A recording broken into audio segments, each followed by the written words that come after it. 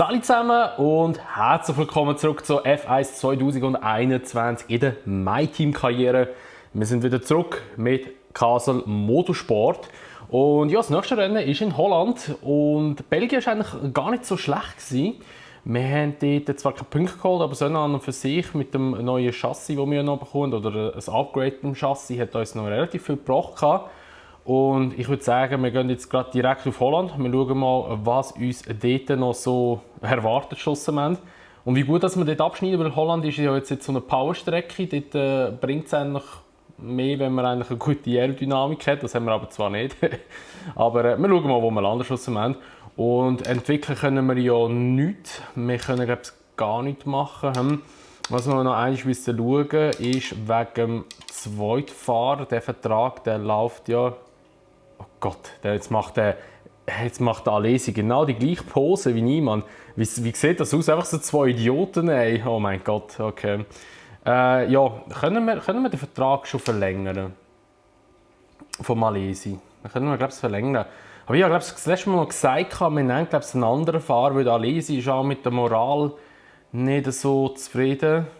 Der ist ja dort, wir sehen so dort 55, was heisst das? Con, ich weiß nicht mehr, was es heisst. Kann ich da Hilfe drücken? Steht da noch, was das ist? Nein, steht nicht. Ich weiß nicht mehr, was es heisst. Also die Wertung ist so 67, ist nicht mehr so schlecht, aber er ist ja nicht so zufrieden eigentlich im Team. Und ich würde eigentlich mal vorschlagen, dass wir einen anderen Fahrer nehmen. Wir gehen mal schauen, was wir da so haben auf dem Markt. Ich habe, glaube ich, das letzte Mal gesagt, mega viele Fahrer. Okay, mega viele Fahrer drin, krass. Ich habe, glaube ich, das letzte Mal gesagt, wir nehmen den...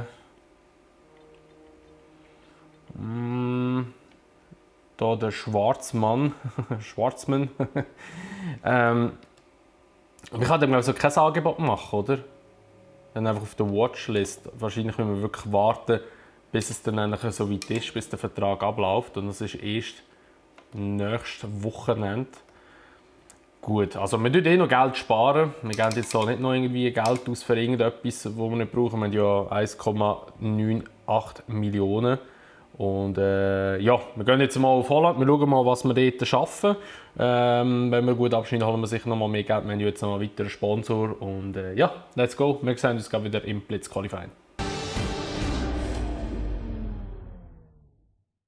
So, herzlich willkommen zurück zum Blitz Qualifying. Ich bin jetzt das Training mittlerweile gefahren. Allerdings muss ich sagen, dass ich recht Mühe habe auf dieser Strecke. Die schnellen Kurven, die kommen hier in Zandvoort, dort habe ich eigentlich immer untersteuert und ich kann die Kurven nicht so schnell fahren, wie ich möchte. Ich muss mit wesentlich mehr Flügel fahren, dass ich einigermaßen durchkomme. Und ja, wir probieren es jetzt mal. Ich bin jetzt im Training Letzter gewesen. Also ich denke nicht, dass ich da jetzt irgendwie weit vorne landen von der Platzierung her. Darum, ja, gehen wir einfach mal rein. Let's go.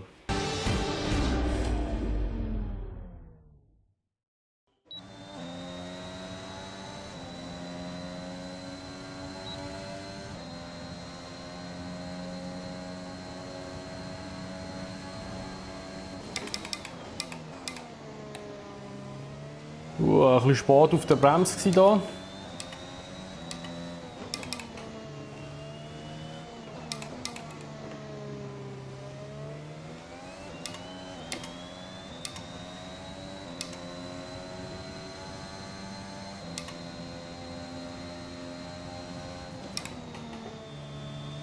Die Kurven hier, die kann ich einfach nicht schnell fahren.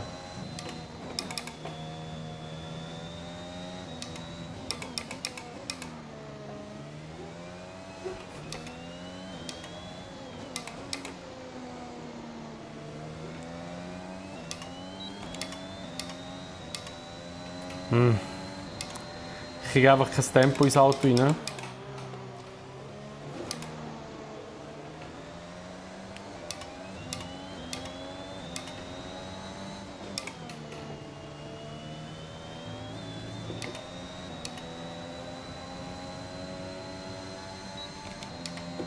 Come on! Oh, wir sind P17. Lol. Okay, das war mit Abstand die beste Runde, weil sonst, als ich im Training gefahren bin, war ich immer Letzter. Okay, krass, hätte ich jetzt nicht gedacht. Ich hätte jetzt eher gedacht, dass wir Letzte werden, aber scheint sind wir im letzten Sektor noch etwas rausholen können. Und ich denke, P17 ist eigentlich voll okay. Bottas wieder mal die schnellste Zeit gemacht. Wir schauen mal schnell rein. Ocon ist unser Rival, der ist natürlich wieder OP as fuck gefühlt. Also Giovinazzi haben wir hinter uns, Russell, Mazepin und Alesi Latifi. Okay, krass, okay. Finde ich sehr gut sogar. Und dann würde ich mal sagen, gehen wir ab ins Rennen.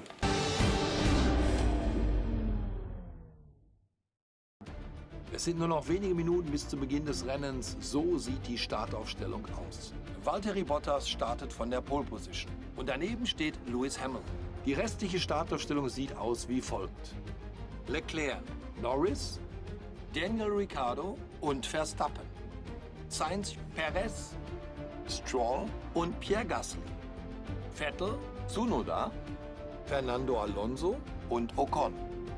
Mick Schumacher, Raikkonen, ein Wagen des neuen Teams und Antonio Giovinazzi. Russell, Mazepin, Alesi und Nicolas Latifi. Gleich werden die 5 roten Lichter erlöschen und wir sind gespannt, wer heute hier triumphieren wird. So, herzlich willkommen zu der Startaufstellung oder am Grid besser gesagt. Wir sind immer noch auf P17, also es hat vor uns keine Strafe gegeben. Wir schauen in die Rennstrategie rein. Wir starten mit den roten Reifen, gehen nachher auf die gelben. Es ist jetzt momentan noch ein bisschen bewölkt, wird aber dann sonnig, also heisst, das ganze Rennen bleibt trocken. Das gefällt mir natürlich sehr, weil ich bin absolut kein Regenfahrer, wie ihr ja wisst. Und ja, viel muss ich eigentlich nicht mehr sagen. Dann würde ich mal sagen, legen wir los und hoffen auf einen guten Start und auch natürlich auf ein gutes Rennen. Let's go!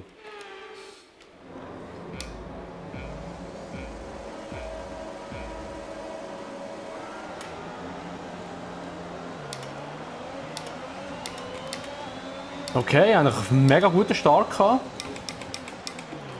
Oh! Boah, shit, jetzt habe ich einfach übergezogen in Raikkonen rein. Das tut mir natürlich leid, aber ich habe gemeint, da Alonso macht mir einfach die Türen zu. Aber so ist es nicht gewesen. So, wir fahren die Outline hier. Oh, what the fuck? Oh mein Gott! Jetzt habe ich so wie sie es im echten Rennen gemacht haben, so die Outline oben durchfahren. Nein. Was heisst das? Ich habe Damage, oder was? Ich habe Damage. Ich habe irgendwo Damage. Ich habe keine Leistung mehr. Was ist los? Hä? Ja. Ah, okay. Mein Spoiler ist kaputt. Ah, bitte, ich hatte so einen guten Start gehabt und jetzt das. Hä, aber wieso habe ich irgendwie tut es mir keine Leistung im Auto drin? Ich gebe Gas, aber es passiert nichts. Na egal, wir gehen jetzt mal in die Box rein.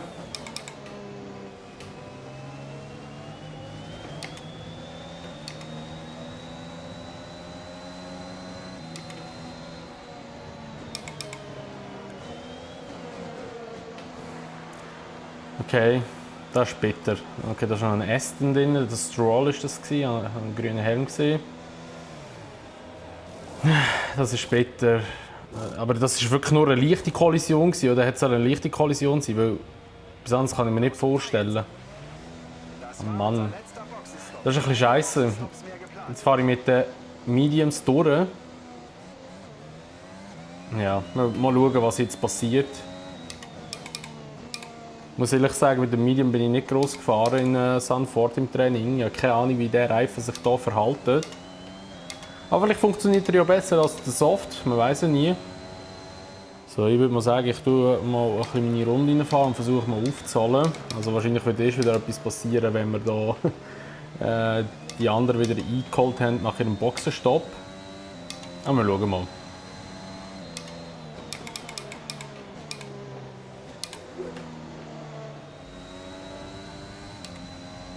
So, mal ein kleines Update. Ich bin jetzt ein paar Runden gefahren. Ich habe mit den Mediums recht Mühe.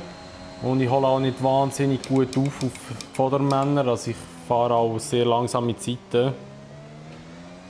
Ich weiß nicht, ob das noch etwas wird in diesem Rennen. Ich denke mal eher weniger, aber ja, man weiß ja nie. Ich hoffe immer noch auf eine Safety Car Phase, aber die ist bis jetzt ausgeblieben. Aber ja, wir bleiben mal dran. Okay, ich glaube, dass ich mit diesen Reifen nicht mal fertig fahren. Das heisst, am optimalsten wäre, wenn jetzt noch eine Safety-Car-Phase würde kommen. Also weiss, noch eine ist noch gar keine gekommen, aber ich hoffe, es würde noch eine kommen. Dann würde es mir ziemlich den Arsch retten, weil dann könnte ich auf die Softs gehen, würde keine Zeit verlieren, könnte hinten anschliessen. Und könnte vielleicht noch ein bisschen um ein paar gute Positionen fighten. Das Ding ist einfach, ich fahre jetzt mit Mediums, die schon richtig durch sind langsam. Und die anderen sind erst jetzt alle auf Mediums gegangen. Also das heisst, die werden einen riesen Reifenvorteil haben gegen Ende des Rennen. Den ich einfach nicht wird haben. Wow, der Curb, der war ein bisschen grob. Der hat jetzt sicher einen Unterboden gekostet. Außerdem habe ich immer... Ich habe irgendetwas am Motor. Also es hat vorher mal die Meldung gegeben, dass irgendetwas am Motor ist oder ein Problem sei, aber es zeigt mir nichts an.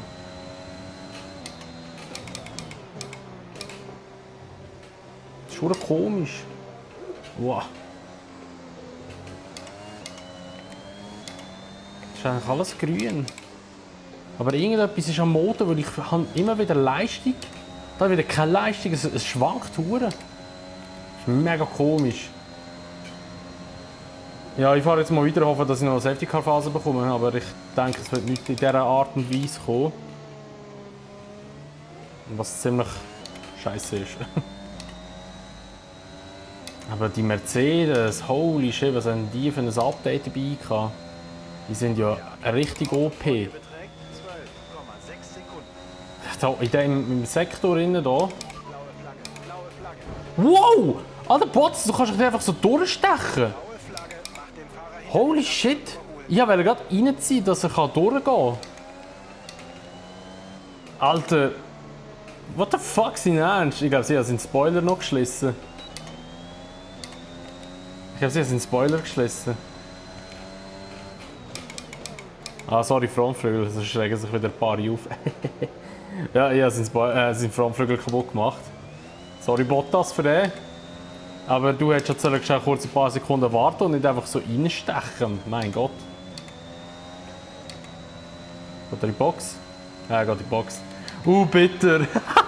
Sorry, Bottas. Oh Mann. Das wollte ich wirklich nicht wollen. Aber ich wollte bei dieser Kurve rein und gerade rechts bleiben, dass er auf der Ideallinie bleiben kann. Ich habe nicht gedacht, dass er nachher so gerade reinsticht dort.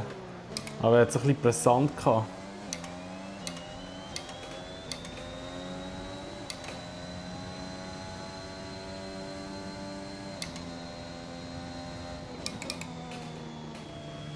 Okay, jetzt fahren wir gleich fertig, weil jetzt ist gerade so eine dann durch. Mit einer Runde Rückstand beenden wir das Rennen. Ach Gott. Ja, die Reifen sind einfach... Also das Auto ist scheiße auf dieser Strecke und wie. Ich untersteuere permanent. Und... Also ich habe das Gefühl, ich fahre jetzt nicht eine schlechte Linie oder so. Also klar, sie sind gut. Klar könnte man sie optimieren, aber das Ding ist einfach, ich fahre und slide und weiss nicht was alles. Also... Es ist einfach gar nicht geil zum Fahren, gerade mit dem Auto auf dieser Strecke. Belgien war komischerweise eben nicht mal so schlecht gewesen, aber es ist halt einfach eine Powerstrecke. Oh je, okay, gut, dann sind wir da jetzt aber 22. geworden. Ja. Ich kann auch nicht groß etwas machen. Ich hoffe einfach, dass jetzt die Anerkennung vom Team nicht gesunken ist wegen dem. Und dass wir, ja, vielleicht gleich irgendwie noch ein bisschen etwas haben können dazugewinnen. Boah, das ist so ein Vollversatz, tut mir so leid. Das tut mir wirklich mega leid für ihn. Er ist einfach noch 8. geworden. Scheiße. Ja, da sind wir natürlich auch weit hinten. Okay, aber Fahreranerkennung bzw. auch Teamanerkennung steigt. Die Alesi ist eigentlich nicht schlecht gefahren. Und ja, dann würde ich mal sagen, dass wir jetzt schauen. Jetzt kommt ja, glaube ich, so ein bisschen Fahrervertrag, genau. Vertragserneuerung. Und da muss ich jetzt ganz ehrlich sagen, das machen wir jetzt in dieser Folge, da muss ich ganz ehrlich sagen, ich bin nicht so zufrieden mit dem Alesi. Dann würde ich sagen, wir gehen auf einen anderen Fahrer, und zwar würde ich sagen, dass man wirklich den Schwarzman nennt, oder Schwarzman, oder wie sie auch immer sagen. Er ist zwar, ja, er ist eigentlich voll easy. hat einfach eine bessere Pace gesamthaft, oder? Ist halt auch fertig, ist höher, Erfahrung ist halt tiefer, aber Rennen ist höher, Aufnahmefähigkeit, Team ist höher, also von dem her ist allem in allem ist er besser.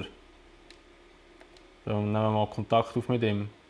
Wieso könnt ihr gerade in die gleiche Pose rein wie ich? Wir nehmen mal mittleres Risiko. Ja, geht doch. Perfekt. Perfekt. Zahlen wir glaube sogar ein bisschen weniger für ihn noch als für den Alesi. Und dann haben wir jetzt mal noch einen anderen Fahrer. Sehr gut. Also dann machen wir hier noch Simulationstraining für ihn gerade, dass er noch ein bisschen gepusht wird. Können wir es jetzt zweitlangsamste Auto? Ja. Wir müssen unbedingt einfach Entwicklung. Es ist so schlimm, Chassis, wir müssen einfach unbedingt aufpushen. Wir haben da zwar immer noch eins im Gang, aber das geht noch ein Weile. Und dann ist die Frage, ob es wirklich klappt oder nicht. Da haben wir auch noch etwas am Laufen. Also Chassis und Aerodynamik, das ist einfach nach wie vor das Wichtigste. Motortechnisch sind wir glaube ich nicht mehr so schlecht, das ist eigentlich relativ gut. Aber holy shit, der Rest ist katastrophal. Okay, wir machen gerade das noch, so. Und 600 haben wir jetzt noch übrig, da können wir glaube ich nicht groß machen, motortechnisch. Also das können wir gratis entwickeln, das machen wir doch. Einfach eine gratis Entwicklung. Hä? Motortechnisch sind wir die Schwächsten, oder was? Kann ja nicht sein, wir haben ja so ein starkes Auto. Wir sind wirklich die Schwächsten von der Leistung her. Hä? Das kann ja nicht sein, wir haben einen scheiß Honda-Motor, der so schnell ist. Okay. Doch nicht so ein gutes Auto. Oh mein Gott, es wird so schlimm, es ist so eine Katastrophe. Okay. Gut, eben, wie gesagt, es ist die erste Saison, wir dürfen natürlich auch nicht zu viel erwarten. Es ist natürlich immer schwierig, in der ersten Saison gut zu sein. Und ja, darum würde ich mal sagen, dass wir in Monza schauen, wo wir jetzt herkommen. Es ist eine Powerstrecke und ist ja nicht so eine anspruchsvolle Strecke. Vielleicht haben wir dort ein bisschen Möglichkeit, eine bessere Position rauszuholen, aber mal schauen. Ja, da würde ich mal sagen, was es mit dieser Folge von F1 2021. Wenn es euch gefallen hat, würde ich mich natürlich immer über eine Bewertung freuen, sowie über ein Abo, wenn ihr es noch nicht gemacht habt und wenn ihr das Video teilen. Und ja, dann sehen wir uns dann einfach in der nächsten Folge wieder und bis dahin sagen wir, macht's gut, schönes Tag noch und ciao!